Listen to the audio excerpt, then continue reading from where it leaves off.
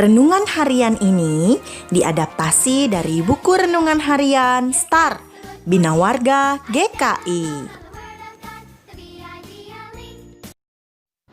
Renungan hari ini diambil dari Kisah Para Rasul 18 ayat 1 sampai 11. Bapak Paulus pergi ke kota Korintus karena disuruh Tuhan untuk pergi memberitakan Injil di kota Korintus.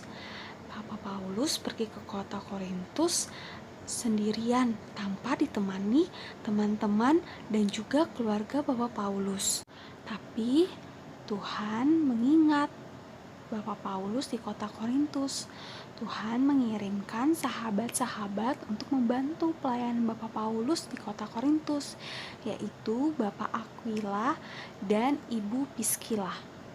Bapak Aquila dan Ibu Priskila mau menerima Bapak Paulus untuk tinggal di rumah mereka selama Bapak Paulus berada di kota Korintus. Bapak Aquila dan Ibu Priskila mempunyai pekerjaan yang sama dengan Bapak Paulus, yaitu membuat tenda. Mereka membuat tenda untuk mencukupi kebutuhan sehari-hari mereka di Korintus. Ketika hari Sabat, Bapak Paulus akan pergi ke rumah ibadah untuk memberitakan firman Tuhan kepada orang Yahudi dan orang Yunani di kota Korintus. Tetapi orang-orang Yunani dan orang-orang Yahudi tidak mau mendengarkan pemberitaan firman Tuhan yang diberitakan oleh Bapak Paulus. Mereka malah mengusir Bapak Paulus untuk keluar dari rumah ibadah. Bapak Paulus sangat sedih karena orang-orang Yahudi dan orang-orang Yunani di kota Korintus tidak mau mendengarkan pemberitaan firman Tuhan.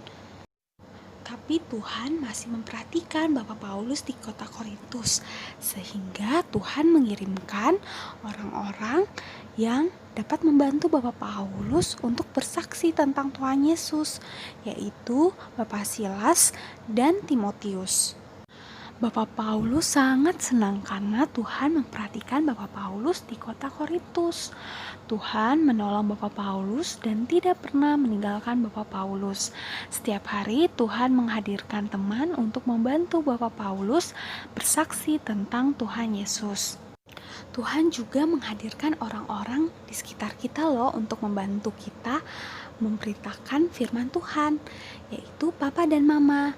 Nah, Papa dan Mama menolong kita untuk kita dapat mengerti firman Tuhan dan juga dapat menolong kita untuk bersaksi tentang Tuhan Yesus.